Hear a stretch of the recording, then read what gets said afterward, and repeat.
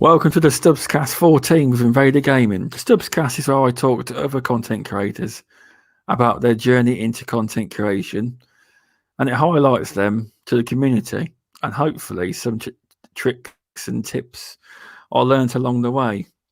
Also, I'd just like to mention, if you want to try out a new gaming website, it's very good. Try out www.bg4ghub.com. How are you, Invader Gaming? How are you doing? Hey there, Stubz Gaming. Thanks for having me on, pal. I've wanted to join this chat that you have, this fireside chat, I like to call it. Not so much of an interview. I find it really relaxed, to be honest, like a fireside kind of a talk, and I really enjoy the stuff that you're doing here. But you know what? I'm just having a good week, a good weekend. I've just been kind of relaxing, playing through some games that I haven't had the chance to get to. For example, I've had the horror game Outlast on the back burner since like 2016, and it's one of those things where you pick up a game on a sale, and it's like I have the DLC for it too, and I was like, I got to get through some of these before I buy any more games. I just felt so guilty, and I ended up beating that a couple of days ago with the DLC, and very good game. I mean, it's gonna make you crap your pants like you wouldn't believe, wow. but but it was like that, and then I had won the Outlast 2 from a giveaway like a year or two ago, and okay. Yeah. So I've been getting into that, and I'm just like, oh, I don't know what I got myself into here. But otherwise, I've just been going through some games, watching some movies, and just kind of, relaxing and getting away from, drama and stuff, and just, going through everything. Hey there, Matt. Thanks for joining us. Hey, Daz. Glad to have you here, bud. Daz. Glad to see you. Hi, Matt Burns. Sorry. How you doing? Yeah, no, it's good to get away from it all, play some games, and because the world's crazy. We won't get into it, but the world's a different place at the minute. It is. Mm-hmm. Yeah, totally. But no, you are right. I mean, it's like I keep trying to save up Microsoft reward points to buy, Game Pass Ultimate, and then I've just spent another £10. The Xbox needs to stop putting sales on. They put on. Mm-hmm. What was it? Borderlands 1. Because I used to have it on the 360, but on disc, I never really got around to playing it. And it was $9.99 for the new remastered version. I thought, well, that's a bargain. So I wasted 10,000 something points, and I bought it. So hopefully I'll actually play it. Sometimes it's just addictive. Oh, I've got that many points. I could buy that. But I try and save the points up. I struggle, Mm-hmm. Yeah, well, I'll tell you this, Stubbs. I had about $100 in my account just from like different gift cards over the past. Oh, did you? Okay. Over just different gift cards over the past couple of months, and recently I've been biting into some games and some of the the deals that they've had on, right, the discounts. And what was it, the other day they had the Metro Exodus expansion pass. I think it was like 33% off, and I'm like, you know what? Okay. I'm gonna grab that. So I did. I grabbed that, and there's been a few other things that I've just kind of grabbed. Some small indie games that were on a good sale, and you know what? I'm saving my money for some games that are just coming out, not on sale, but just picking up the occasional game here and there, and just as much as I like sales, it's like you also got to be smart and conscientious with your time and money, right? Because it's yeah. Mm-hmm. It's like, because you only have so much time to dedicate to these games, and it's like, well, I really want to actually get to them, even in Game Pass too. It's like, that's a good point. Welcome, Tom Wild. How are you doing? Now, years ago, I mean, you were to ask me 10, 15, say back when the Gears 3 was around. If you were to ask me now, in 10, 15 years' time, would you download games? And that would have been the answer would be no. But now I download all of my games. Mm-hmm. And Game Pass has created a situation where you've got your normal games you've already owned and bought, but then you've got all these Game Pass games keep coming out. And it sometimes there's too much choice. You just don't really know what to play. And that's what problem I have. Mm-hmm. I presume it's something you have as well. It's created a situation. Well, Good one, but you know, remember, Microsoft and Xbox were the bad guy at the beginning of the generation, right? well, they were. For focusing on, you know, well, I mean, okay, maybe their plan at the beginning of this gen wasn't great. The messaging, of course, wasn't on par, but I mean, they had the right idea there, where there would be, they were really thinking just way too far ahead, and the DRM kind of bit them in the It's ass. quite funny though. But if you come full circle now, Yeah. what's in place then, the DRM is actually in place now, and Hmm. no one's bothered. Well, you can tell they wanted to institute it, but it was just Yeah, one of those things where they had to take their time and like be like, would this sound better? Xbox Game Pass, it's the Netflix of games, and it was just like, exactly. oh, okay, we know Netflix. It's like, oh, people understood that better. So, Exactly. You and know, Game Pass, I mean, they really. I'm not saying that I like everything in there or that I have the time for everything in there, but I in mean, pass fodder. yeah, I mean, to be honest, there is fodder in there, but at the same time, it's like, how can I not say, how can I not take advantage of like all the Microsoft, I mean, Xbox exclusives that are in there, or they do have some big AAA games in there as well, and also some indie games that are just genuinely loved and cherished. So of course I'm gonna try them out. Of course I'm. Oh, the crown jewel there is. Have you played What Remains of Edith Finch? I have like Oh, I back love that game. maybe a I year ago. oh, I think it's great. I do. It is interesting, isn't it? Because I'll admit I'm not really into those types of games, but I did enjoy my time with it, to be honest with you. It was a nice kind of little story that they had there. Oh, it was. I really enjoyed that. But no, you're right. I mean, it's it's just the world we're in now. It's like digital. When you ask, I speak to people and they say, "Oh, it's all about discs still." People Mm. don't buy digital games, and I mean, PlayStation and Xbox don't release their digital sales stats, do they? Now, Um, if they did, I don't believe they do. If they did, you'd find that digital's won already. mhm. It's just annoying how them stats ain't there, you know. Well, to be fair, I mean, Microsoft and Xbox have been kind of quiet when it comes to that stuff, but then when Yeah, I they, haven't been with Game Pass but, but, I mean, recently. yeah, exactly. And here's the thing, too. I mean, if they do have extremely good statistics, they will share it with us. So, that's the thing. My theory is, I think the Game Pass stats are actually higher than 10 million. I heard Tim Dog saying he thinks they're a lot higher, but they just don't want to mouth off saying it because if they do, they probably have to pay the developers a lot more money. You know, Mhm. it might not be true, but it could be true. 10 Well, million sounds good, though, doesn't it? Well, Tim usually has, he has his ear in places that, Exactly. some other people might not have access to. So, I mean, he hears things every now and then. He's right most of the time. He's not wrong very often. I'm not saying he's right every time, but a lot of time, what he says normally happens eventually. It Hmm. does, you Oh know. yeah, totally. Well, I But mean, Tim's a realist too. It's not like he's. I mean, he is like, he is a huge Xbox and Microsoft fan, but it's not like he doesn't, he sees everything, right? It's not like you would call him like he does know like the expectations. He understands that, like how do I put it?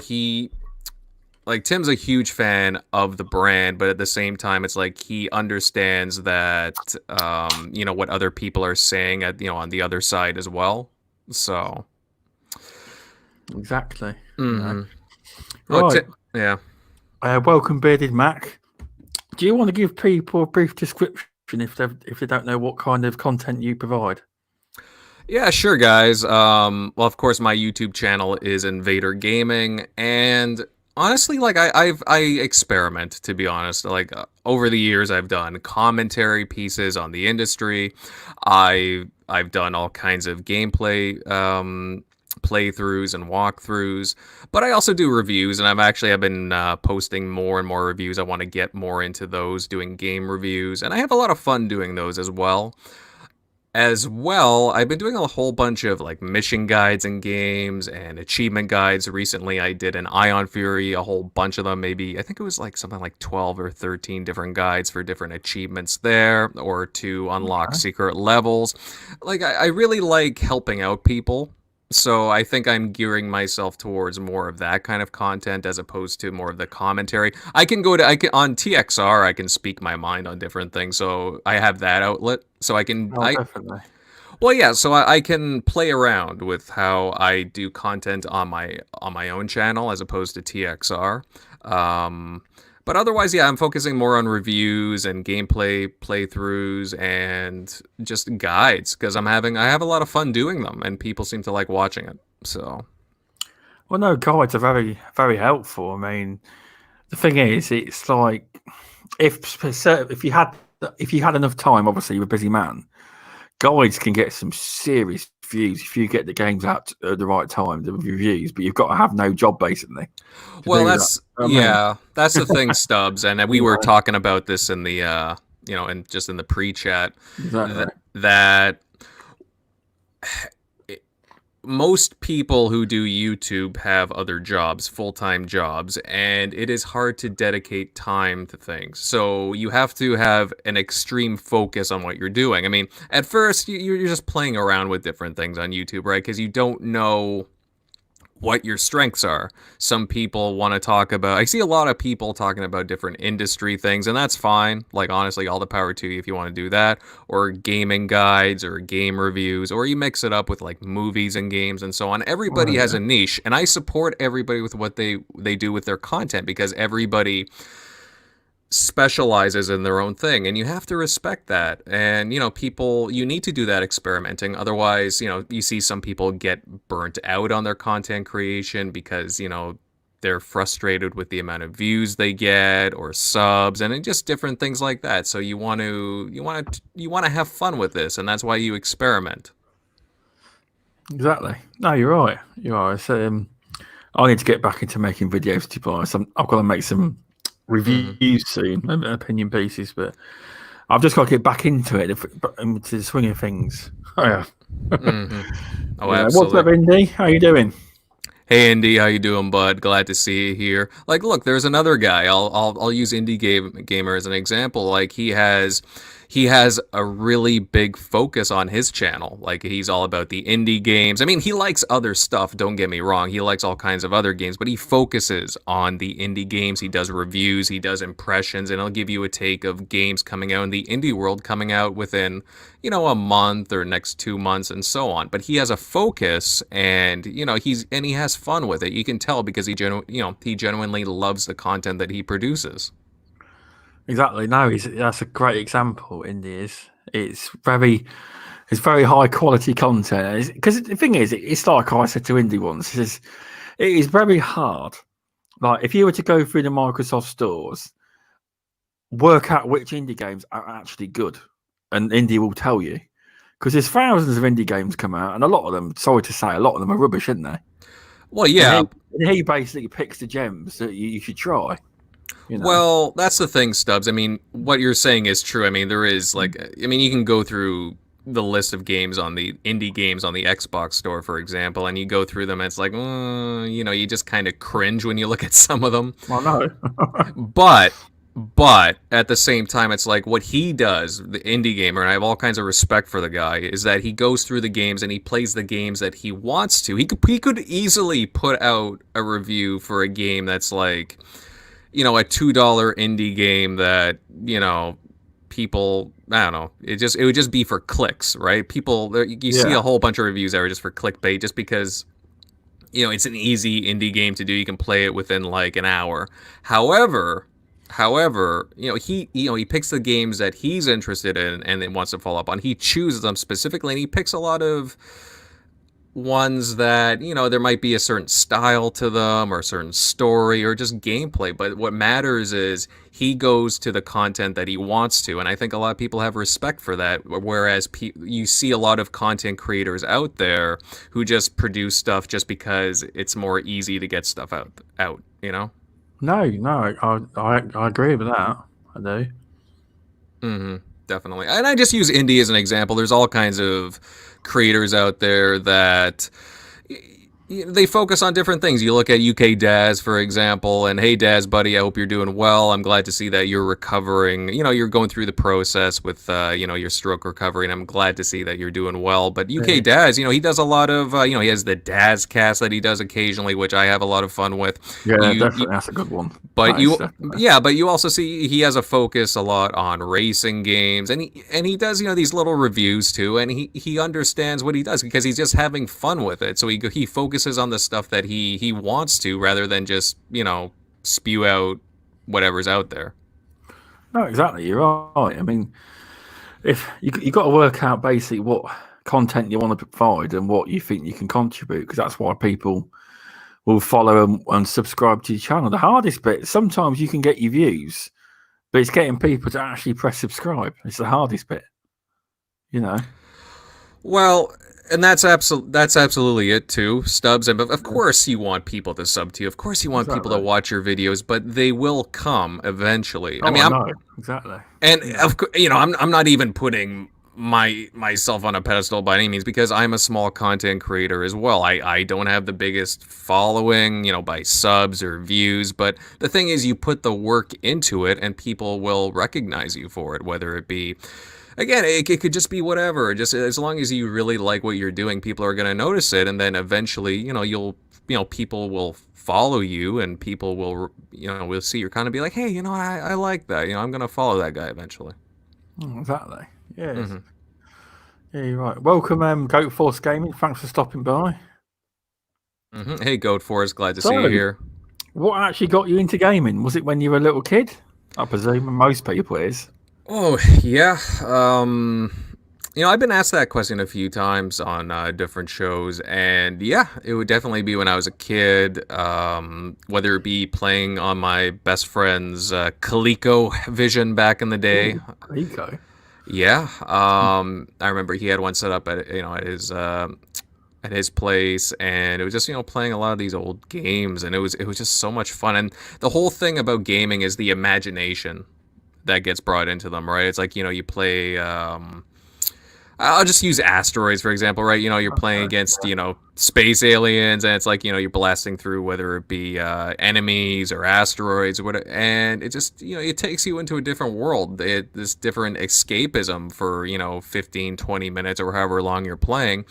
And it's just, you get hooked at an early age playing these games. So I use his ColecoVision as an example because I remember playing very early on some of those retro games. But also, I had a huge fondness for Nintendo growing up, like I'm sure a lot of other people in the chat did. And the NES. I love my Nintendo entertainment system, whether it be. I have a slew of games that I still have for that, but Mario, of course, was pretty huge for me back in the day. But I could list off another slew of games, or the SNES. Playing Star Fox, for example, or different Battletoad spin-offs. Like, I would just be so ingrained. Like, I would just be hooked to the TV with some of these games. It's the gameplay that hooks you in. It's the storyline and just the genuine fun factor of it, right? You don't forget that stuff, and that carries with you. It does. I was more of a Sega kid, to be honest. Hey, that's fine. I had a Sega Genesis. There was other systems out there, but I loved those games too on the Sega. Certainly. It's Sega Mega Drive here. I still to this day don't understand why they called it Mega Drive in Europe and Genesis in America and Canada. I don't understand. Do you? Yeah, it's kind of weird. There's different naming classifications across, whether it be the UK or Europe to North America or Japan to North America. It's kind of interesting how that kind of plays out, right? They must do some kind of marketing research for that to happen, right? They must do. You've got a new subscriber. Matt Barnes has subscribed. You didn't realise he was subbed to you. Hey, Matt. Hey, Matt, thank you very much for subscribing to me. I appreciate it. And, hey, you know what? It's always a fun time on my channel. So, I appreciate it. And, I hope to see you commenting. Yeah, we got the link in the description. I put all the links in there. Mm-hmm. Your links will go on the podcast networks as well. I hyperlink it, so people can click directly into it. I don't know. Oh yes, yes, yeah. Don't want to forget about TXR. That's for sure. Exactly, TXL on Sunday. I wouldn't. Sometimes when I tune in, you'll sometimes see me appear. It's because I've woken up in the early hours and thought I'll just turn TXR on for a bit. I'm not as hardcore as Indie Gamer, where he's about everywhere. Well, Or hey, that, you know. hey, you know what? Like, you can listen to us at any time. It doesn't matter. We I always do. appreciate, and we have it on different platforms too, not just YouTube. I put it on, on different audio platforms as well for people to listen in because, again, a lot of people, it just gives more people options, right? And you want people to have that because, I want to give people more ease just to listen to the show, right? Just to stir up the conversation and listen in. Oh, exactly. So, what made you want to get into the content creation initially? That's a great Any question. inspirations or? I don't know about specific inspirations, but of course, like I joined. I thought about it for a couple of years, to be honest, but Yeah. Okay. um, you, yeah, nobody in particular, I would say, really drove me, but there was a time in like 2014, 2015 where you saw a bunch of different content creators pop up, and I'll be honest, at the time, with the Xbox One early on in the generation, there wasn't a whole lot of positive talk about it, and I kind of just wanted to step in there and just be more, I don't want to say a voice of reason, but just be more of a voice of positivity to share online. And I really hope I've been that way throughout my entire social media presence. But yeah, I wanted to get in there and just talk about things like some industry stuff. I think early on I talked about I don't know. I remember I was talking about just different things, whether it be like Star Wars Battlefront. I remember doing like a year in review about that. I had some pretty strong words, I believe, for EA and DICE at the time, and I don't know. I was just experimenting. I was talking about different things going on in the industry, and I was also putting out different gameplay videos. I know some of my most watched videos on my channel, it's like Plants vs. Zombies and Halo 5 gameplay, just because people really enjoy that kind of content. And I was like, oh, okay, cool. People really seem to enjoy that. So, and I enjoy putting out those videos. I was like, okay. And people still watch it to this day. But yeah, just my early days of content creation, I was just kind of, I don't know, experimenting, and I still do to this day, and I totally recommend that to anybody in the chat or anybody listening afterwards who's a content creator. Experiment, get your thoughts or ideas out there, because that's what's important. Don't get stuck on one thing necessarily. But yeah, I remember there was a period of time where I think it was right after E3 2015. I was like, you know what? Oh, okay. You know what? I'm gonna get in there. I'm gonna start doing this. I'm gonna actually participate in the conversations going in online. And I think I created my account like maybe a week after E3 2015 on YouTube. I think it's probably got a date on it too on my YouTube account. And then I bought a microphone, and I just yeah, I believe it was September. It was like mid-September of 2013 that I put out a video, and I was just like, hey, I'm Invader Gaming, and this is some stuff that I stand for. I'm just kind of paraphrasing, of course, but, just kind of, June 2015, the 12th of June 2015, you made your account. Okay. I'll just look for you. There we go. Yeah, that would be about right then. Maybe a couple of days afterwards then, after E3, but, yeah. I remember that vividly. I started, actually, I know I bought a microphone for my PC, but I just to kind of give you guys an idea of why you should experiment, I was using Upload Studio for a good, 2 years for my content, and... Wow, okay. Yeah, well, that's the thing, right? Upload Studio, I mean, for all its faults, I've given Microsoft all kinds of crap for not sticking with it, because it has all kinds of bugs and whatnot. But at the time, it was just so easy to experiment with Upload Studio and put out like a 5-minute video, right? So yeah, exactly. But so Michael Box of X, that's what he uses to this day to make the gameplay bits. Oh, absolutely. Yeah, and no, that's a good example. And I remember Dealer early on too. I mean, he would use Upload Studio a bit. He wouldn't necessarily record his audio on there, but he would use video. And I remember, he'd use like the still images, the introductory image at first too, and he just kind of combine it with whatever program he was using at the time. But that's and look where Dealer is now. But exactly, he's come a long way. Because when he came on the show, I said to him, "I've been back. I looked at you. Why have you looked at my first video? No one look. It's trash. Don't look at it. It's horrible." He went. Well, it shows you where you've come from, doesn't it? How you've learned.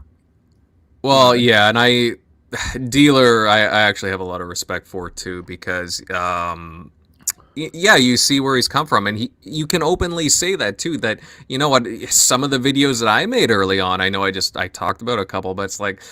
Looking back on it, it's like, I wish I could have done things differently or said some things differently. But that's the ability with hindsight, right?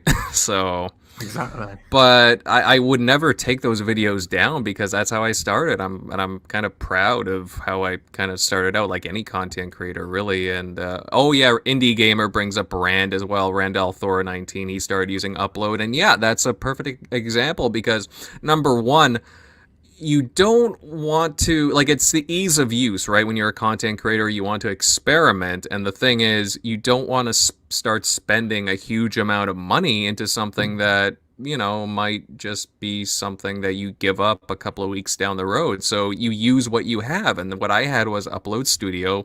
I did need a new PC for a time, but it was just, I had to wait for that. So... Okay. Yeah, so it was like, well, what do I want to invest in? So I start out small, and of course, Upload Studio's there, and you just kind of have to roll with it at the time, and honestly, just, you don't want to spend all that money right off the bat. Just focus on what you're having fun with and use what you have. Exactly. No, you're right. I mean, here's one. It's not exactly content creator related.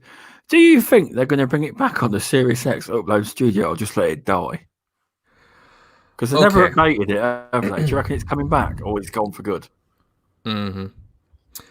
Yeah, well, before I address that, Goatforce Gaming, he found DaVinci Resolve, and yeah, dude, that's what I use. I actually highly recommend DaVinci Resolve. It's a free program. Technically, it's like a beta, but it has a whole lot of stuff that Adobe, Photoshop has, and it's free, and it very similar in a lot of respects. That's what I use for my videos, GoForce Gaming. I haven't been let down. I mean, there's a few things I could critique on, but otherwise it is a really good, like, I don't want to say elite program to use, but it definitely has a lot of advanced features that you would find in Photoshop. So I do suggest keep using that. Good stuff on you, GoForce Gaming. But going back to Upload Studio, yeah, I've been critical of Xbox and Microsoft not like really doing anything with Upload Studio. It's actually really mind-blowing because you have all these ease of use features like sharing pictures and videos out to Twitter or whatever other platforms it may be, or you upload to OneDrive. Exactly. And it's like after the first year, like I think they did a big update when like Sunset Overdrive and like Forza Horizon 2 came out, but after that they've only had maybe, a couple of behind the scene tweaks for Upload Studio, but they haven't done anything with it, and it's just kind of bug ridden. And I'm really disappointed with them. Now, do I see them moving over Upload Studio to the Xbox Series X? Well, I think it would make a lot of sense to have a program like Upload Studio on it because, as you've seen this gen, like sharing content, it has never been easier for gamers to do. It's really easy. And really, I mean, games and the system itself, they get a lot of, I don't want to say publicity, but I mean, you see like all the different hashtags, hashtag Upload Studio, and then whatever games associated with it. I think it makes sense to have another content sharing platform on on the system. I mean, you look at Share Factory too on the PlayStation 4, and it's definitely a bit of a step up from Upload Studio, to say the least. They have a few more options there, and I could see Sony carry that forward with a new and improved Share Factory to the PlayStation 5. As far as Microsoft goes, I want to take a stab and say that yes, Upload Studio, or at least a different form of it, will be on there, because I think... Imagine though, if it was they come back and they made their return, and it was a beast of a program. Because on the Series X, it would be one powerful machine. You know, if you could use a mouse and keyboard as well, it would really help. Well, yeah. Let's keep our expectations low, though. So. Well, I'm very curious, Stubbs, because there are other RTS games coming to the PlayStation 4 and Xbox One. One is a game that I'm really looking forward to. It's also going to be available on the PC. Is Iron Harvest, and that comes out in September. It's like it's set in like a World War One kind of an era, but it's very, I don't want to say. It's diesel punk, you could say too, and it has that kind of styling, and it's very interesting, and it looks like a really fun game to play. I haven't got my hands on it obviously yet, but it comes out in a couple of months. But yeah, it's gonna be interesting to see what they do with mouse and keyboard, right? Because for the longest time they've been talking about the integration of like such features on Xbox One, and you can use them, can't you? Or can't use them yet? Hey, I'll be honest, I haven't experimented with them. Because I'll bring up a game. What's it called? It's a big... Bitchshoot has been going for about 7 years. It's massive player base. I think... Is it free to play? No, it's not. Oh, God. Can't... Well, anyway, it's full of people using mouse and keyboards when it's not even supported on Xbox or PlayStation. There's a mod you can buy, and it pretends you're playing on a controller, but you're using a mouse and keyboard. It's ridden with it. I can't think of the game off the top of my head, but it's very popular. It's always on sale on Xbox. Off the top of it, I can't. Not Overwatch. Oh God, what is it? Well, no, you're right. Mouse and keyboard. I mean, you can apparently use on Xbox One right now. So there is one game. There's only one RTS I would be interested in. It's not my big thing, but Gears Tactics. All right, I've said it. Oh, absolutely. That looks good. That does, but yeah, no, Gears. Well, that's something that we've talked about on TXR. I mean, should it have launched day in and day out, like the first day with the PC, right? It might. I personally think it's a Series X launch title, but obviously it's going to ruin every device, But maybe see the other way around. You got to look at the benefits to releasing on PC first. Oh, of course. Are they the beta testers for us? Iron all the bugs out. You got to think of it. Well, it's turn-based, not RTS. See, I don't even know the difference. Well, it's a strategy game regardless, right? Yeah. But you see, I like those games. Like, it's very much like the XCOM games, and I like XCOM. Actually, I got to finish that game too. It's on my back burner. Definitely. Yeah, Goat Force game. The reason I haven't watched your videos on Gears Tactics, not because I don't want to. I'll give you a like in that. It's because I don't want to spoil it for myself. That's why, for release. Oh, does he do videos as well? Yeah, he does. He's gameplay, let's play videos. He does as well. He's got a channel. All right, I'll have to check him out. Very, very small. He's a very new creator, but he's quite good. I'll have to take a look at his channel then, because really I enjoy supporting. I'll support anybody, to be honest with you. I mean, again, I'm not like a big content creator by any means, but I do what I can, and I'll support anybody that it's genuinely positive and just generally loves gaming all around, right? And it's generally just fun to watch stuff. So I'll take a look at them. Oh, definitely. No, you've actually made videos based on helping other content creators, because that's how I found the site Minds and Bitchshoot. It is. Yes. Well, it's interesting you bring up those channels, because those websites, because They are still developing their platforms, Minds and Bitchshoot. Like they're still a long ways off, but although Minds has been updated recently to be, it's very Facebook-like, but it's very open, and that's what I like about it too. And it does have a really healthy gaming section to it, like different gaming groups. And I highly suggest branching out your content to any content creator. Do not get stuck on one platform alone, because, guys, remember like 10 years ago, where was MySpace, right? MySpace was like the king of the castle. Yeah. What it was, I mean, I thought it was never going to burst. It did. Mm-hmm. It did. It absolutely did. And look what came around. Facebook. I remember at the time I was sitting in a computer lab at college, and everybody was telling me to sign on to Facebook. And I was like, well, why should I sign on to this? I already have MySpace. And it's like, well, within like a year or two, it just totally enveloped them. So it did. Yeah, it was crazy. So what I would say about other platforms is, just don't get blocked in. And here's the thing, and this is what I mentioned earlier on in this show too. I understand that content creators, there's a limited amount of time that the majority of you have. Like, again, I have a full-time job like most people out there, and it's tough to even do some of the stuff that you're doing regularly right now. However, I would suggest branching out.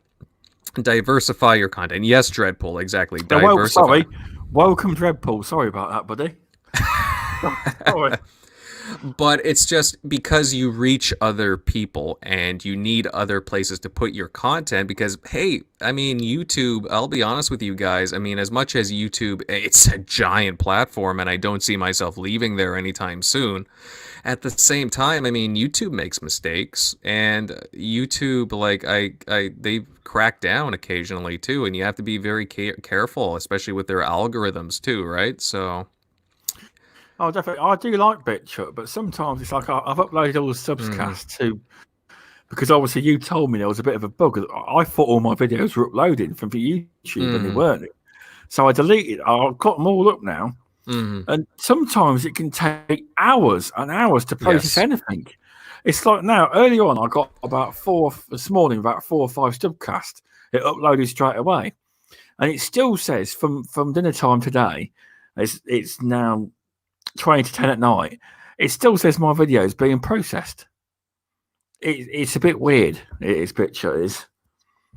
You know. Well, they were having the thing with Bitchshoot is it's a very small team behind the scenes. They're still hiring people. Like they grow through donations. You'll notice that on the site. 61% funded at the minute, $18,000. They want to raise $30,000 a month to help them. And they're very open about that, which I appreciate. But I had made comments about it too, because I remember you talking to me about that, about why the videos haven't transferred over, and just because they were having some issues at their end. Again, it's a small.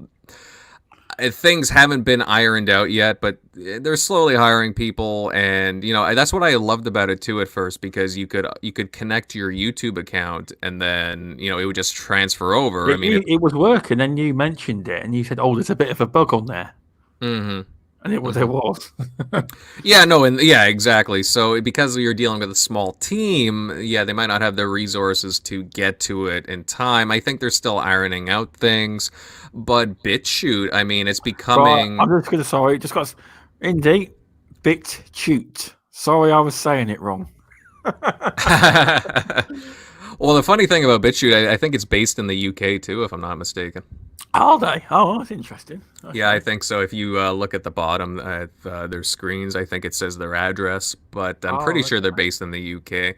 But the thing with Bitchshoot is... right now, guys, I don't know if you remember how YouTube was back in like 2007, 2008. Anything could have been on YouTube, right? It was like the Wild West of videos. Right, you could do what you want. Yeah.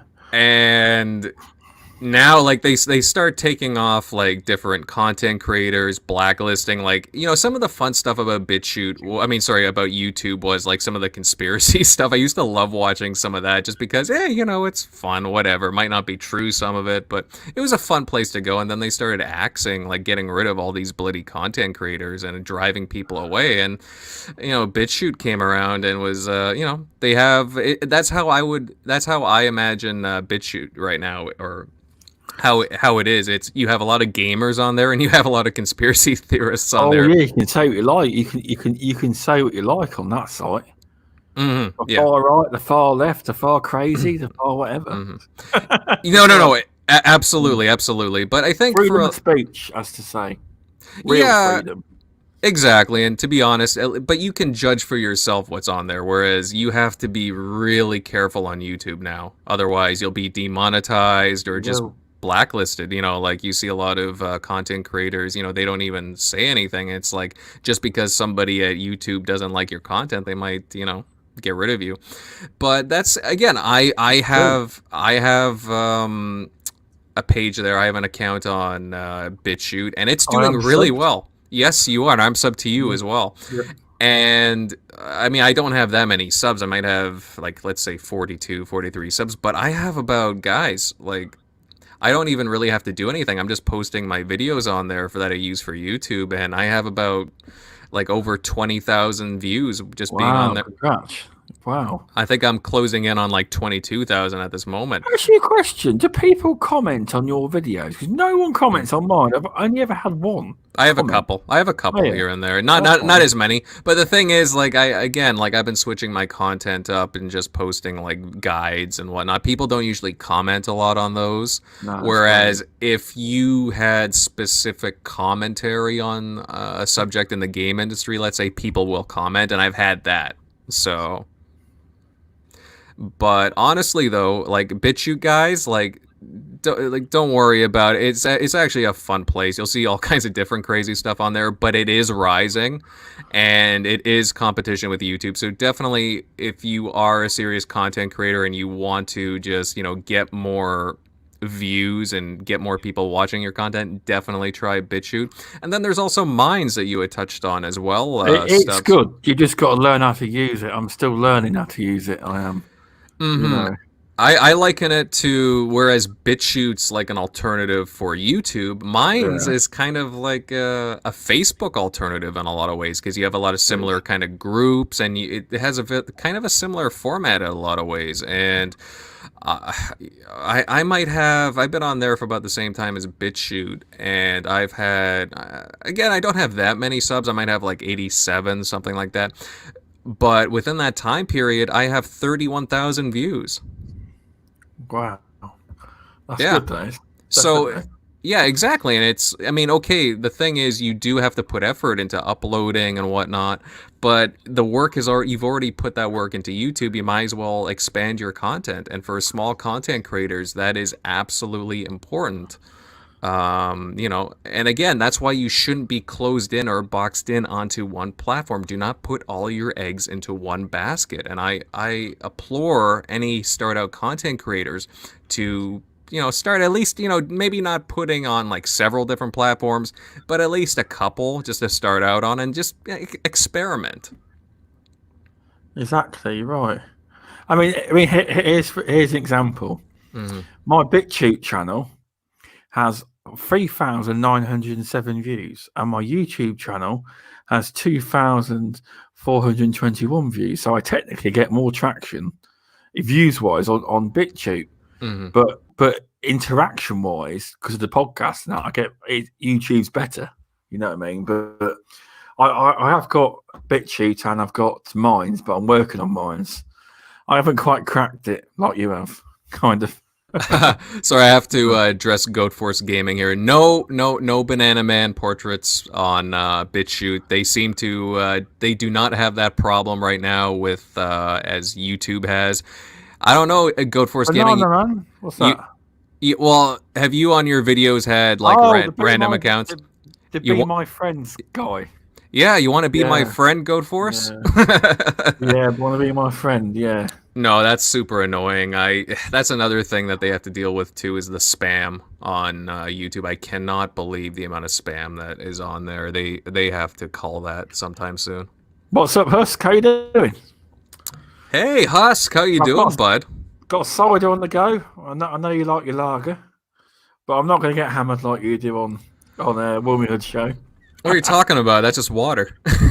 Oh, that's what Daz would say. Well, I know Daz used to like his hard stuff. Me, I'm a lot like Husk. I mean, I like my lager personally, my Pilsner. You know, I don't usually go for the hard stuff personally.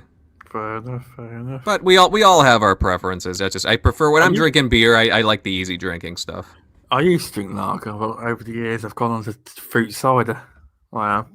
Hey, that's fine. I like cider. There's nothing wrong with cider. Like, there's a different mood for me, is what I'm saying. You know, like, you know, if it's summertime, yeah, I like my cider. I like my Pilsner. I love all the European like Pilsners out there. I love my I drink like a lot of Austrian and Polish beers, you know, and German beers, just because I really like the Pilsners that they produce.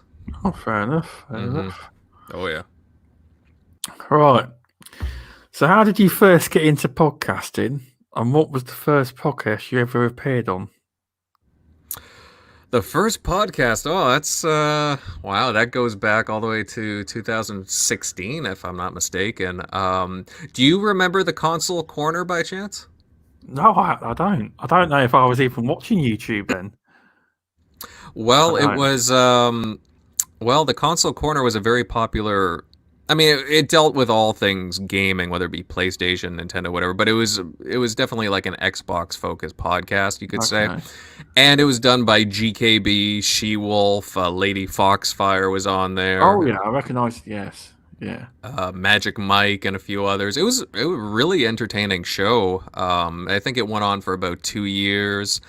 And I think they ended in 2018, if I'm not mistaken. There was a few things going on with that podcast, unfortunately, and they kind of they tuned off for a while, went their separate ways. However, but it was a good show. It was definitely a good show for the majority of it. And my very first podcasting was on that show. It was I think it was a summer show, and yeah, they invited me on, and they were very nice to me.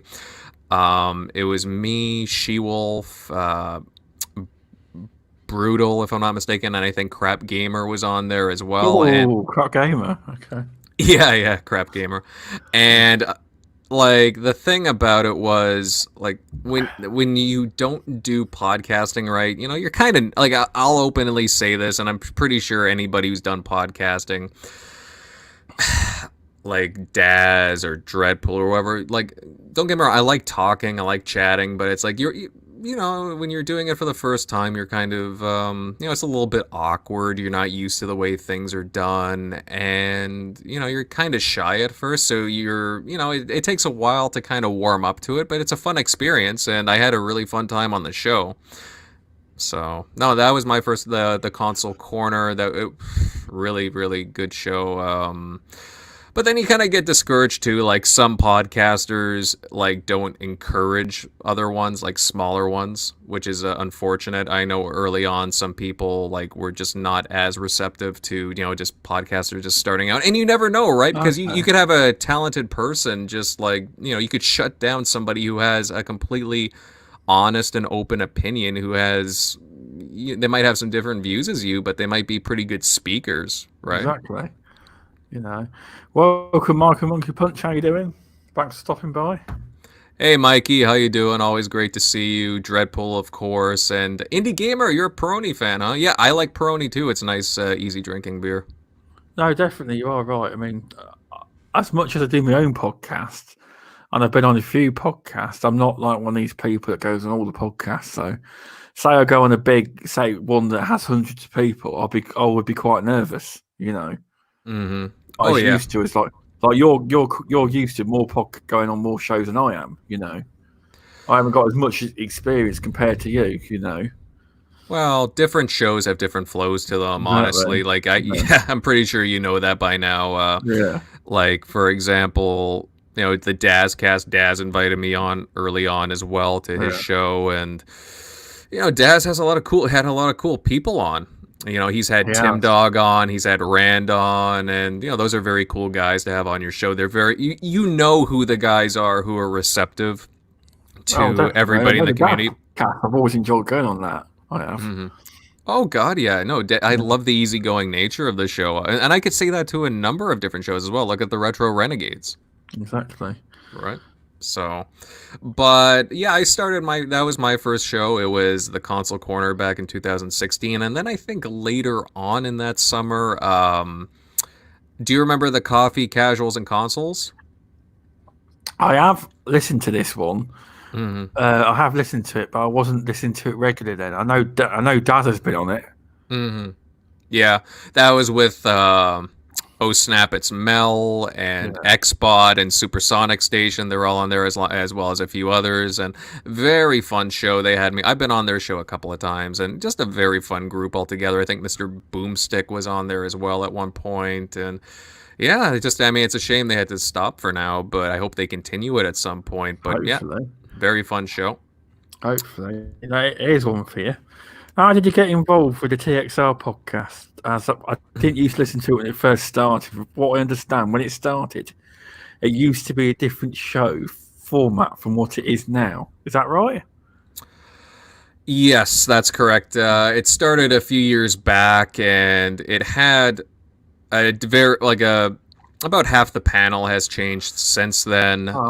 Because before that, you had Randall Thor on there. You had Inferno. I believe Worrywart was on there. You also had Patrick Maka from Maka Productions on there. He does. Oh, okay. Mm-hmm.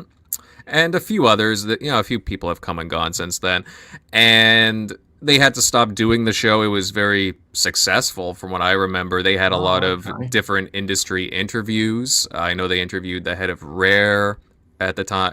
What's his name? Duncan. They've interviewed Ryan McCafferty, formerly of IGN, and just a whole bunch of different industry people. And you know what? When they set out to restart the show, they were looking for podcast content creators, and I remember, you see guys, this is where doing what you want, it's a timing thing too, but doing what you want comes in handy. I had put out a video about the Outer Worlds of what I thought it was going to be. And I was doing a lot of research about this because I was really curious to see what Obsidian was doing, because I had a feeling, because I just gave my and the timing of it coincidentally matched like when they started teasing for the Outer Worlds about an announcement like 2 weeks later.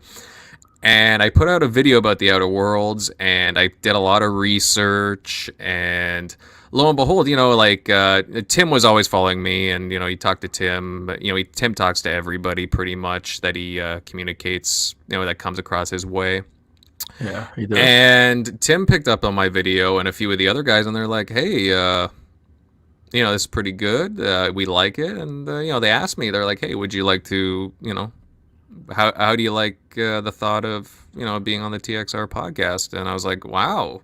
I mean, first, I told them, let me think about it for a bit. But I was like, yeah, of course. I would love to just talk games with you guys on Sunday nights. And, they pulled together a crew. Megatron came in. I mean, obviously, the staples of it are still there, though. Like, there was Southbound and Jeremy the Downer and Tim Dog. But yeah, I like Downer, but if you don't listen to TXR regular, you would think he's really anti-Xbox a lot of the time. But if you listen weekly, he isn't. You know what I mean? No, Jeremy. It's just all it is just a different. Like Jeremy just has a different opinion on things because it's not that he's being. I know his name is the Negative. But at I quite like him on the podcast, don't I? Well, his name, it's like the Downer, right?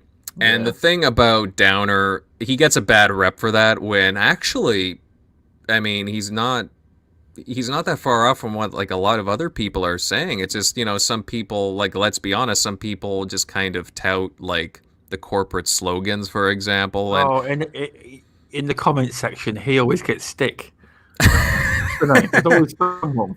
Well, that's There is. fair. Like, I mean, he No, doesn't care. Like, anybody can talk on our show. Like, anybody can exactly. say what they want, and that's No. fine. Like, anything goes. To be honest with you, I mean, well, almost anything. But no, Jeremy. Like, it's all about having unique opinions on the show, and that's why obviously later on we included on our show Centurion 1307 as well Oh, as good, uh, good Sh- pick there. Very yeah, good pick. yeah, Shock, like, and you also have Shock on there, Eric Shockley. Very, very different opinions across the panel, but yet at the same time, we all come together because we all just have a genuine love of just talking games and just different aspects of the gaming industry. No, it's good to hear. I mean, it's come a long way. Obviously, I mean, I tell you what, I might actually do is go back and listen to the. Are they still on the channel? I might go back and listen to some of the old ones. It's still on the same channel on YouTube. Well, there's some complications on Oh, there. honestly. Unfortunately, they had to restart the actual TXR gaming channel because of some, Oh, I want to say, miscommunication between some people. But unfortunately, you cannot find a lot of the oh, older episodes. oh, okay. I think there may be one on SoundCloud somewhere Oh, okay. where you can listen to like one or two of the older episodes with like Rand Althor and Patrick Maka. But Okay. Well, I can't do that now anyway. no, of course, of course. Welcome, Warwick. Hey, Warwick.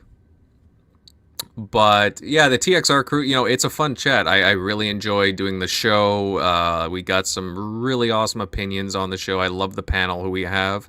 It's great. You seem to be the host. Is that right? You lead the charge normally. You do. Yeah, I do have the hosting duties for the show. I mean, everybody, I see some of these podcasts up there, and it's like the host owns the show, and it's like, no, it's like we all like are important to the show. We're all an integral part of the piece of the TXR podcast, and I'm just one of the many cogs in the show. But yeah, I mean, generally, I'm the host of the show, and I set it up, and it's just natural for me to do that because I'm a content creator. Not everybody on the show is a content creator, just me and Centurion, really. Yeah, it's really enjoyable show. I would just correct that number at the bottom. I had the wrong Stubzcast number on. The Stubzcast, yes. But honestly, though, yeah, I love doing the show. We talk about, I mean, of course, we're Xbox focused, but we also talk about other industry things, and we'll tell it like it is. I mean, we prefer to be positive, but at the same time, we'll tell our opinions as is, no BS whatsoever. Exactly. There's a movement going on at the minute which I fully support. How did the support and be supported movement come about? Because I know you made a union, didn't you, with some other podcasts? It's interesting you mentioned the support and be supported thing. Yeah, you see, for the past, I want to say, well, a few months anyways, a few of us have been talking behind the scenes of the different shows, and, well, it was like we all supported each other anyways. We all came out to everybody's show. But the thing is, you see who supports your show. Like, you see like a lot of the same people come into the different podcasts.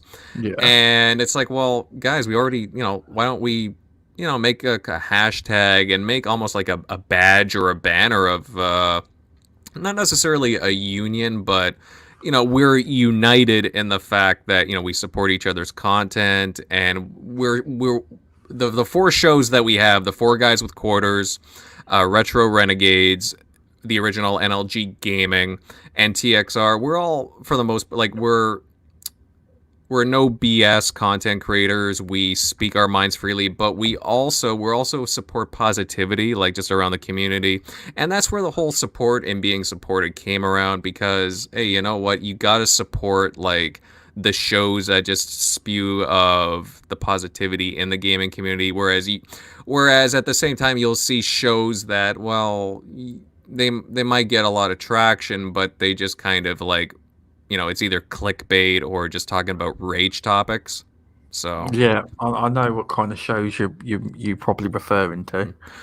I do. Yeah. Well, yeah. Because I've been talking to like Graphic God for a while about support and be supported, but I didn't actually know it was a thing, a union being. But he never mentioned it, you know.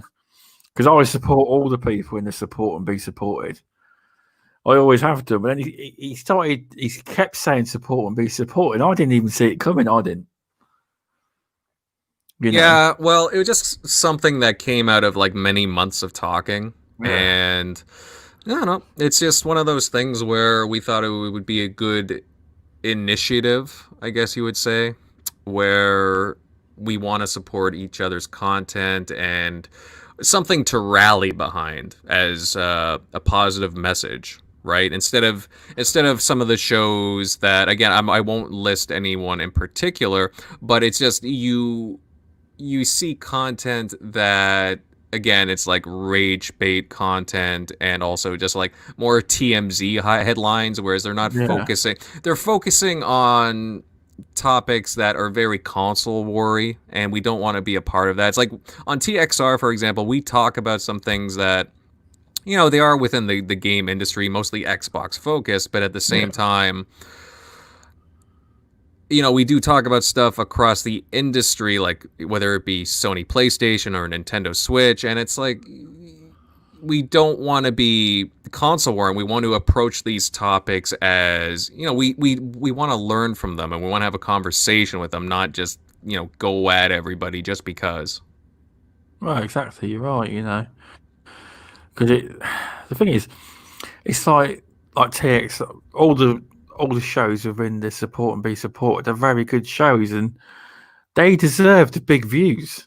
But they're just people more interested in talking about, Xbox versus PlayStation or versus whatever, Mm-hmm. But if you look out there is some, like your show, well, TXR, Retro Renegades, the NLG, they're all top quality shows, but people ain't interested. It's a shame.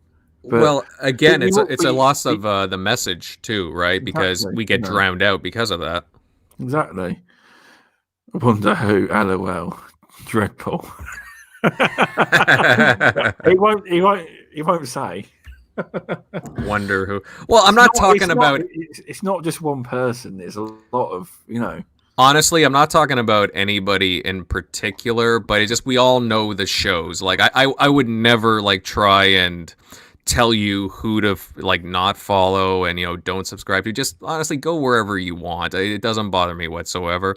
But I think we just generally, in the chat, for example, or just in the gaming community, we know which shows just kind of drive like certain content as opposed to some others, right? Oh, exactly. I mean, a lot of them shows don't even have a duo. They could just go live and 500 people turn up, don't they? Well, and they're free to do so. Like again, I'm not trying to bash. It's just I think me personally, anybody's welcome to follow whatever content they want, but it's just there are certain shows that you watch, and I was like, are you guys really talking about gaming? It seems like you guys are going on like a spiel about something else with other problems, and I just you don't sense the love for the hobby as what you would with some other podcasts, and that's why I try to gear towards the Retro Renegades or NLG Gaming or again Four Guys with Quarters or again of course TXR, because it's not just these, I don't want to say toxic conversations, but there are these conversations that they're I don't know, some of them are just not worth your time, in my opinion. So it's like, well, why don't you go towards the shows that have detailed interviews with, industry people in the gaming industry that you can actually learn from? Again, TXR, you do that. Well, yeah, we're trying to do a lot more of that. Let's just say we've been talking. I'll do a little tease here. We've been talking to some people behind the scenes, guys. So Spencer. Well, I'm just joking. Saying. You never know your connections with Tim Dog. You never know. Well, I'll leave it like that. You never know. You really never know. But no, we've been talking to some people, and there are people who definitely want to be on the show. I can't say who they are at the moment because some might happen in the fall, but there are some interviews to look forward to. I'll say that. But otherwise, yeah, it just every having a conversation on topics is fine. Like the thing is, what I like about this association of different shows that again are grouped together, the hashtag support and be supported, is that we all contribute something differently, but we all do it in a like more of a positive manner. Again, some of us have interviews. Again, NLG is the same thing too. They have interviews, and also you might see us gaming sometimes, and we might have some gaming nights coming up. But it's a matter of just supporting everybody and supporting more of the positive nature in the gaming community rather than the TMZ style podcast, you could say. Exactly. I mean, I won't always be there in chat because obviously I live in England, but I always watch the podcast and comment and usually share it on Twitter if I watched it. It's not a thing I can always listen to live, because obviously I'm in England, because your show's on quite late here. TXR is. Well, of course, and sometimes I do pop up if I'm awake. You'll notice I won't be there. I would have fallen asleep or something, but I always re-listen to it. I do. Oh, absolutely, and that's the thing about everybody in the UK and Europe. Like everybody has a general love for gaming across the across the world. And of course, because of the timing of the show, 9 p.m. Eastern time, it's difficult for a lot of people in Europe, again, the UK, for people to listen to that live. But I really appreciate the people who come out, or like whether live or after the show. It doesn't matter to me. Just as thanks for tuning in, guys. We appreciate that regardless. We appreciate the love that you show the show.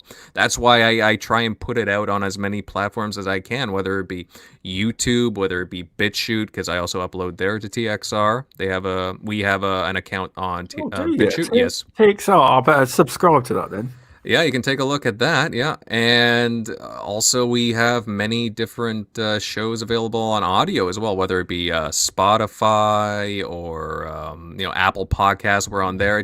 We want to give more options to our listeners because we generally love the conversations that we have about gaming. So, yeah. Yeah, no, exactly. It's good to, like you say, to branch out and have more avenues, because some people don't actually want to support the YouTube narrative. They'd rather go on platforms like, BitChute. And you got another subscriber. You now have 8 subscribers for TXR on BitChute. I have.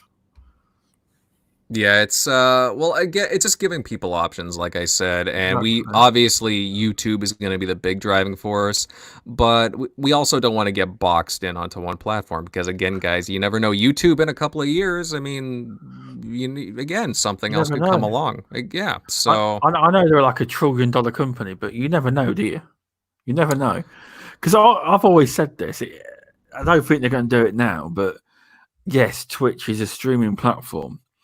But if Amazon really put their might behind it and their cash and their money, they could turn it into a streaming/video service and really go toe-to-toe with YouTube. But I don't think they're interested in it. But they're their only company. They've got the money to go toe-to-toe with them. But I don't think they're interested in that. But I'm just saying they could if they wanted to, Well, based off of some stuff that I know, I wouldn't be surprised if Amazon gets into some kind of, let's say, subscription service. I wouldn't be surprised.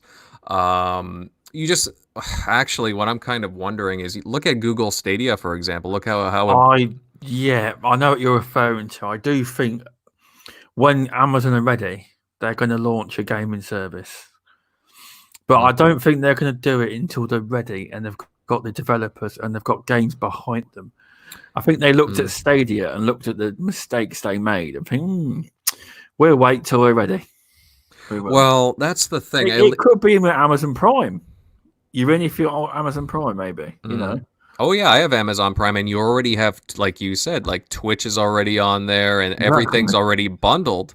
So it could be. You never know. You mean? But what I'm trying to say is, though, at least like Amazon, I mean, they haven't made any big moves yet, but they've acquired developers over the years. They've created a couple of studios, and they've been slowly doing things. They even have their own development kit. I believe it's called Lumberyard, if I'm not Okay. mistaken. And they got some games in the works too. I think New World is one. Again, they acquired Double Helix, which did Killer Instinct, like not a few years back. Oh, Killer Instinct. Yes, yes, Killer Instinct. They did, yeah. So Yeah. really, they've been kind of quiet on their end, and they have the tools. Like again, Twitch, the largest streaming game Exactly. streaming in the world. Everyone hates it, but it is still the best. Mixer doesn't even touch it. Well, there's things about Twitch that I really Oh, don't I like, know. but Dodgy. I know. They are a weird. You know how the big streamers can basically do what they like, and they pretend, oh, we're punishing her or him. He's mhm. been banned for a day, then he's back. Yeah, Yeah, rules for thee, but not for me, right? exactly. Yeah, no. Warwick was saying Twitch Prime subs love them. Yeah, it's a good idea. If you a Twitch Prime customer, you can subscribe for somebody for a month and keep Mm. resubbing. You can for no. Yeah, and I'll agree. Like Indie Gamer and Warwick Gaming. I mean, Mixer is becoming a little bit better now, but I don't know. I just with the amount of people on that platform versus Twitch, I don't know. It's you I've know. got a controversial view. Hmm. I think the next rise in dominance in game streaming. Now, hear me out first. I think that Facebook gaming is going to become one of the dominant platforms because I've been on Facebook and I've seen 8,000 people watching. Said someone ain't even big. Go on Mixer and there's like 2,000 people watching Ninja. What does that say? Do you know? I do Mm. actually think Facebook, if they put their might behind it, they could actually be very successful. They could. It's very possible they have the money to Mm, do it. They have the money to promote it, and plus they have the platform. Like, exactly. look how many millions of people are on there, right? It's like what like I had my friend from Australia. Ybot plays like a bot. He's got a YouTube channel. He's very good, but Hmm. he tried streaming and he streams on Facebook, and he gets a hell of a lot of people watching him. He says overnight I can have hit 500, 600, 700 views on his stream. He says he gets a lot of people watching him. He does, and that's why he picks Facebook over anything else. So you never know. It could be all right, and it could be the second platform to Twitch. Hmm. And then there's also other streaming platforms like D Live, for example. I think somebody brought that up in the chat. Yeah. Warwick's now a partner of D Live. He is. Yeah, no, that's Yeah, fantastic, and but that's why I encourage though for people to try out other platforms because exactly. you never know what kind of an audience you can attract if you don't try and just branch out a little bit. Again, I totally understand, we only have so much time dedicated to the hobby, but at the same time, if you're already on one platform, you may as well try branching yourself out to something else just to try and, gain some kind of traction because as a content creator, it's not greedy to say that, you want subs or you want views, right? Because that's just the nature of it. No, you're right. I mean, it is good to branch out, but there are people that stream on like 3 or 4 different platforms at once. Now, if you're become a partner or affiliate, there's certain rules on Twitch that don't allow you to restream on said platforms. I Hmm. don't think Mixer are bothered about that, but I know Twitch are. Hmm. Because some people stream on 3, 4 different platforms at once. Now, I'm not saying anything's wrong with that, but I would struggle to keep up with all the chats on different streams. That really is keeping your options open, isn't it? Oh, Living, definitely. Oh, of course, you definitely. know, That's why you gotta experiment, and I totally support that. Like, exactly. and then Indie Gamer says, the thing with views though is, those views are meaningful. Are they watching the content? There's all kinds of different analytics too, and it's very interesting if you go into like the YouTube analytics, for example, and just like read like who's watching your content from where or what videos people are interacting with. Like there's some really interesting data in there, and I would highly suggest people like look into that closely too. Oh, I do. I always look into the analytics because sometimes I'm surprised where the Stubzcast gets promoted on certain streams. Like it's even been recommended in Ash and Luca's Scumcast thing because Mm-hmm. it's on tonight, isn't it? Or is it on now? Or was on? Sometimes it gets promoted in there. Wow, Xbot, how you doing? Hey, Xbot buddy, how you doing? Glad to see you here. Yeah, thanks for stopping by. Yeah, he's probably got the next podcast going on soon. Definitely check that out. Wonderful, wonderful content he does. It's probably midnight here. I'm guessing Daz will know. Mm-hmm. It's probably about midnight. But that's another thing, though. Again, just going on to the analytics, I would definitely, yes, like to me, it's very interesting. But I would suggest, like, after a couple of months or whatever, look into it and see what works and what doesn't. You can tell by the data alone, too. So, exactly. Yeah. mm-hmm. Yeah, it's been a fun show tonight. It has. It's been a very good conversation. Oh, totally. Definitely. Have you got any more time left, or?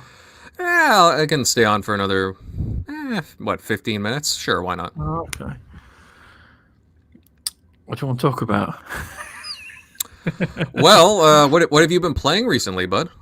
I have been playing. Actually, been playing a game called After Party on Game Pass. Ooh, It's quite. I'm liking it. I'm not that far into it. It's quite good. And I've started Borderlands 1, but I've not got very far in a minute. Yeah.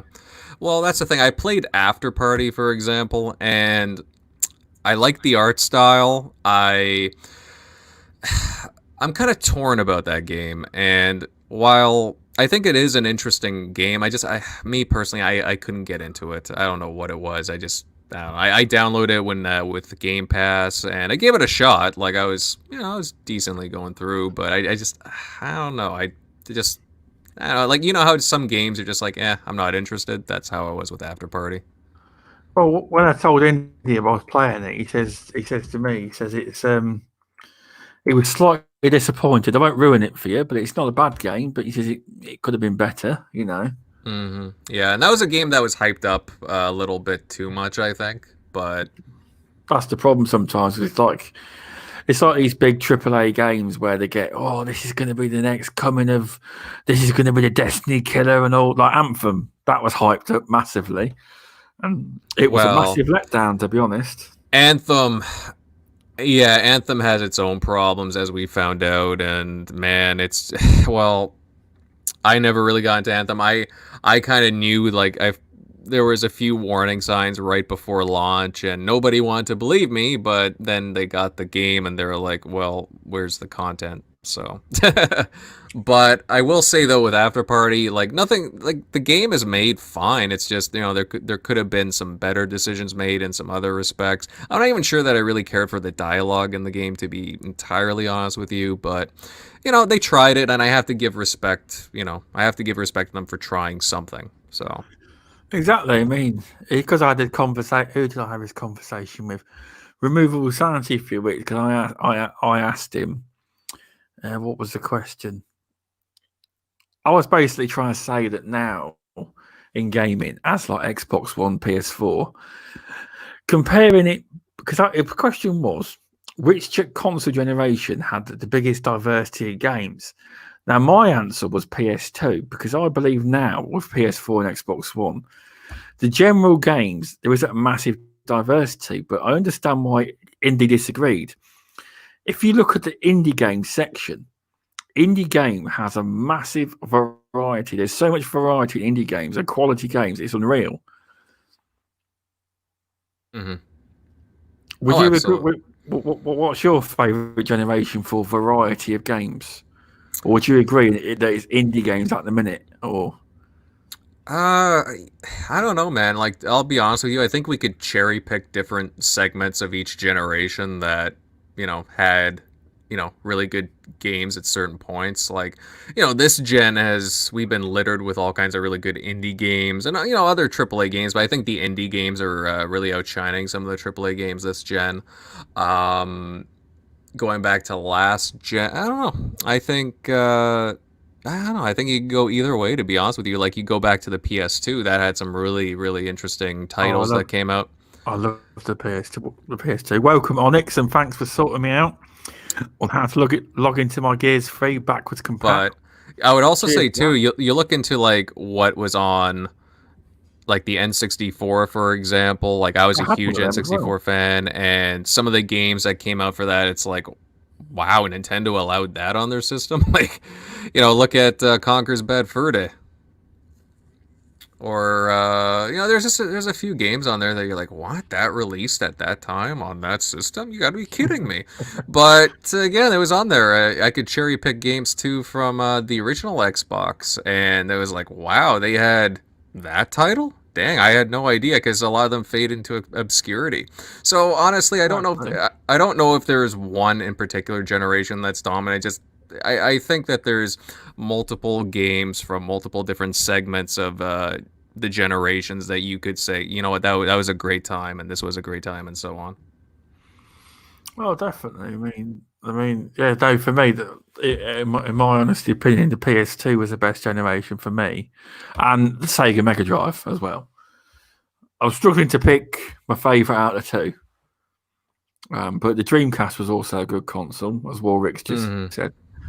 Oh, Dreamcast was great. It's just it was ahead of its time, I'd argue, in a lot of aspects. Oh, it is, because a lot of people don't realise. Everyone thinks Xbox invented the old internet gaming on the console. It wasn't. It was Dreamcast first on a console. A lot of people forget that. They do. Mm-hmm. Yeah, that's true. I really like the Genesis. The Sega Genesis had some really interesting games. I mean, of course, you could talk about Sonic, but they also had quite a few other games on there that were kind of, I don't know, I want to say unique at the time. I know that I think they're on other platforms too, but do you remember Vector Man, for example? No, I don't.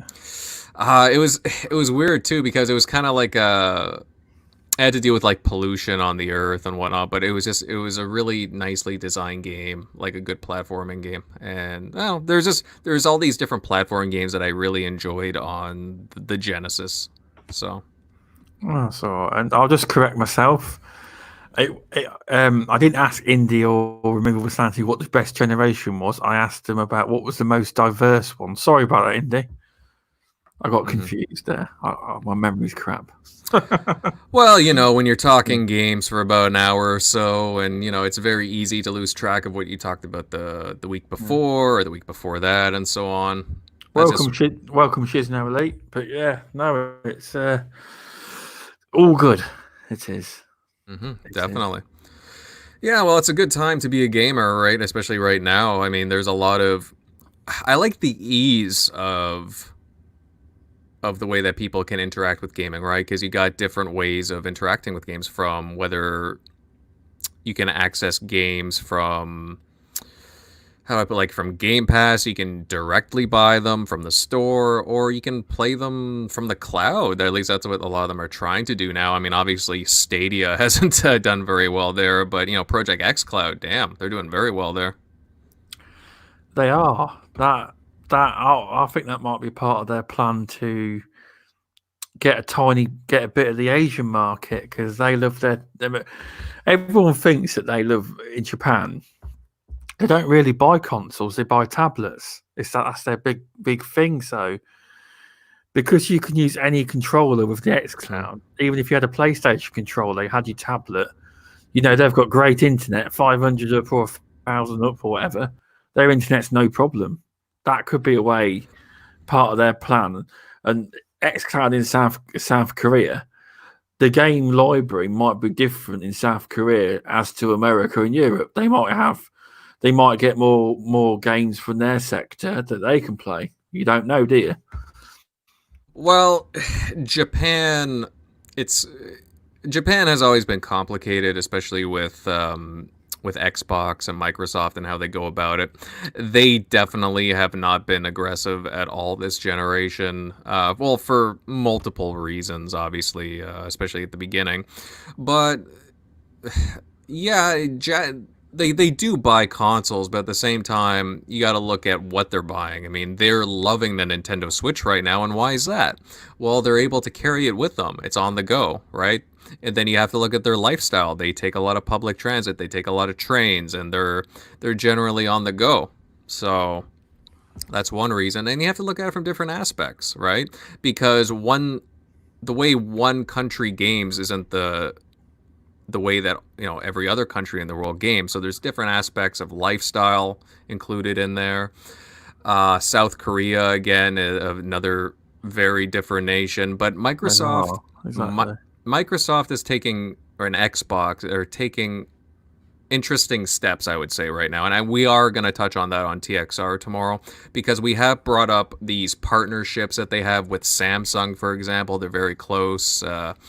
And Project xCloud and Game Pass. And I think Game Pass... Very clever move. Very, very clever. It's very clever, and I'll be interesting to see in the next couple of months what they announce with regards to Japan. They already announced a couple of days ago that Xbox Japan, that they aren't going to leave them high and dry, because this gen, the Xbox One came out 10 months after the North American console released. Worldwide this time, and it released in all countries at once. They're saying, yeah, and that's a smart strategy. It is, considering when Xbox are in less markets than PlayStation, it's very clever, No, absolutely. And I really hope they are aggressive in the Japanese and Asian market. Definitely Japan and South Korea. That's where they seem to be aiming. But I can't just base it on service, though. They have to be aggressive. I do think that they need a studio or two there, like acquiring, and I do think that they need to secure some third-party games, because that's just what you do. I do think the price would be lower there to get them in. I think they may lower the price there to try and get them interested. Maybe it's possible. They might just lower it for them for a while to try and get the base, because obviously they don't. It's no secret that them countries, they generally don't like the West, do they? No secret. Well, I don't think it's about that, because it's not like, they buy Apple iPhones by the ton there as well. So I don't think it has anything to do necessarily with they hate the West, because they consume Western products like to no end. However, they haven't really made an impact on the gaming scene, and I don't think that they've approached it the way that's receptive to Asian markets. And you can see that just by the way that they consume their gaming products. Again, they love the Switch right now. They genuinely like PlayStation 2, but Nintendo is just the king over there, and that's fine, because they produce all kinds of Japanese content, of course, but they need to invest in Japan and the Asian market, but at the same time, it's a complicated matter, right? About how you approach that. Obviously, buying a lot of exclusives doesn't necessarily work. That happened at the beginning of the 360 gen. They did make an impact, but they kind of tailored off there, and then they haven't really done much at all in the Asian market this generation. So. No, they haven't. No, but I would like to see them aggressive, though. I think that's going to change. Obviously, I think that's one of their biggest goals, is to try and get a piece of the Asian market, because it's massive. No, I totally agree with you. But that's why they're expanding to other markets outside of just Xbox alone. You got the PC market, and just getting the Project xCloud is going to be what's going to be a huge driving force for next gen. I can see it. Like, streaming may not be ideal across the world as a whole right now, but just you have to lay the blueprints down in order to be successful in the future. Oh, it's true.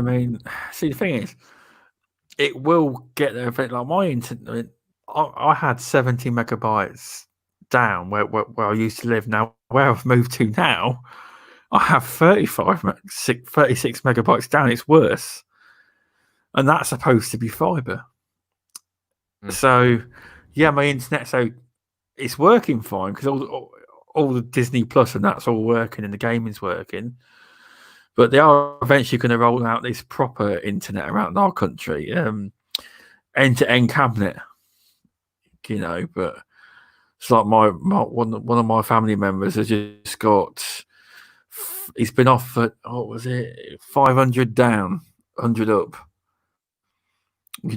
He's waiting for it to be installed, but that's literally end-to-end fiber, and here have a pretty good connection. Mm-hmm. No, absolutely. But it will roll out to the rest of the world eventually, but where they've got an advantage attacking the Asian markets is the fact that most of them countries have got bloody good internet. That's normal. They don't even think about it, do they? We've got 1 terabyte up, 1 terabyte down. Mm-hmm. So it's just insane. Well, and that's the cultural thing going on over there. But there's different strategy for different cultures. It'll be interesting to see how Xbox approaches the Japanese and Asian markets as a whole going into next gen. And I would love to see what they must have some kind of exclusives coming out, I would imagine. But they have to be aggressive with Project xCloud and Game Pass. That's why I'm really interested to see how this deal with Samsung works out. I mean, they have something with Xbox Game Pass on their TVs right now, which is very interesting. I've not really read much into that. I don't know what it is. Is it xCloud or is it not? I haven't actually read it. Well, not xCloud per se, but you know what? I could see strategically down the line, xCloud being included at some point. No, but you see, what they're doing is you get to choose on their TVs with Samsung Access. You get to choose between a few different streaming services, and like you can choose one. Let's say for. You don't have to pay anything for a year, for example. But you got like Netflix there and a few other streaming services, and then you have Xbox Game Pass specifically listed there. So potentially you could have Game Pass for a year when you buy a TV. That's not bad, is it? That's not bad. Welcome, Fastback. And I believe it's happy birthday, Shizno. Have I got that wrong? Was it not his birthday? Oh, hey, Fastback, how you doing, buddy? Really, Shizno, I have to take a look at that. If it's your birthday, then happy birthday. Someone said happy birthday in the chat. I might have read it wrong. It might not be. I don't know. I don't know. It's very interesting. But no, it's a very interesting time. It is. I think Xbox will be all right though. I think PlayStation will be fine as well. They're all going to be good. They are. I don't know what people are worrying about. PlayStation know what they're doing, and Xbox know what they're doing. Mm-hmm. Oh, his birthday is June 21st, but it is coming up. It is coming up soon. But yeah, no, I'm very curious to see what all the console makers have coming. Like even Nintendo. I mean, I have a Nintendo Switch, and I'm curious to see. Again, I have all kinds of questions for Nintendo. Like, they have a lot of stuff to address with their online, and I really want to see the Metroid Prime 4 and the Metroid Prime trilogy come at some point. So, there's lots of things to be excited. Exactly. I'll just mention it. ACS Husk and me are doing a crossover Stubzcast and content creator feature. We are working on it. He wanted me to mention it because he says shameless plug, but it's not set in stone yet. But we're working on something. We are. Ooh, I'm looking forward to that. Then that sounds exciting. Yeah, we're working on it. We are. There we go. All right. So I think I've took up enough of your time now. Invader, have you had fun?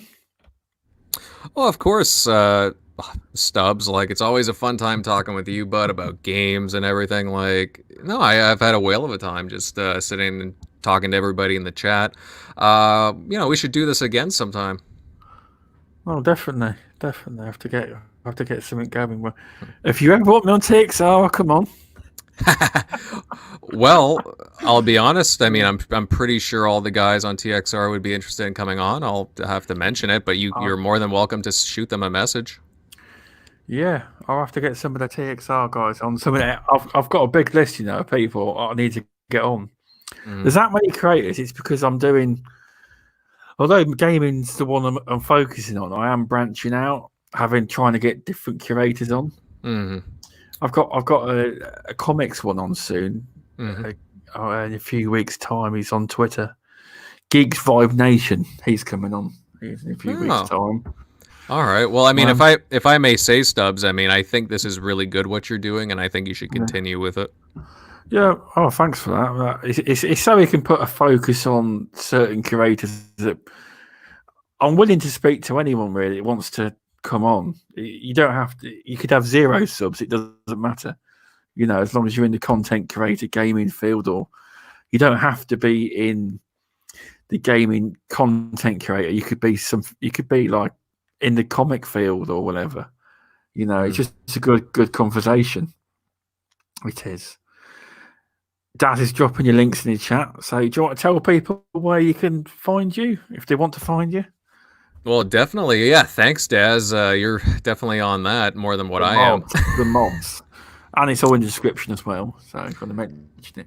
Oh, totally. Well, guys, of course, Daz has dropped a link to my YouTube channel. It's Invader Gaming. Again, I'm trying to do, I do all kinds of stuff. But I'm trying to do more like game guides, achievement guides, and of course reviews. Like I've been really enjoying doing that stuff on my channel within the past 6 to 8 months, and yeah, you'll be definitely seeing more of that throughout the summer. Just look for Invader Gaming. Same avatar as what I'm using here on StreamYard. And of course, on Sunday nights at 9 p.m. Eastern Time, you can find me on the TXR podcast with Tim Dog, Centurion, Jeremy Downer, Shock, and, like Megatron. And, we have an awesome crew. We talk games. We're Xbox focused, but we talk about all kinds of things across the gaming industry. And of course, occasionally we have interviews with people from game studios and across the game industry. And yeah, guys, and of course you can find me on Twitter. I'm pretty active on there. It's at Invader_1986. Going across the screen now. If you look at the bottom, it's going across the screen. Ah, yes. Yeah, you were thinking ahead. Good stuff, Stubz. Yeah. But yeah, guys, you can follow me, and you can shoot me a message, whatever. I like engaging with everybody from across the community, and yeah, thanks for having me on here, Stubz. I really appreciate it, and yeah, definitely have me on at some point in the future. Yeah, no, I've definitely enjoyed it. Thanks for coming on. It's been an insight into how you got into creating and what your ideas are, and I think some people have learned some stuff. Yeah, that's the main thing. If you can get a highlight on you, and we can help some people out as well with your lot. Because some weeks I get a lot of DMs saying how good it was, and they learned a lot of the creators I have on, which is it's all about helping the community, really. That's why with this whole support and be supportive thing, it's really important to get out like the different voices out there, and like I really like the positive stuff that you're doing. I genuinely mean that. It's you want to push people towards understanding what content they want to do. Again, I've made videos about it too, just trying to help gear towards people make the content that they want to make, not necessarily of course what everybody else is doing.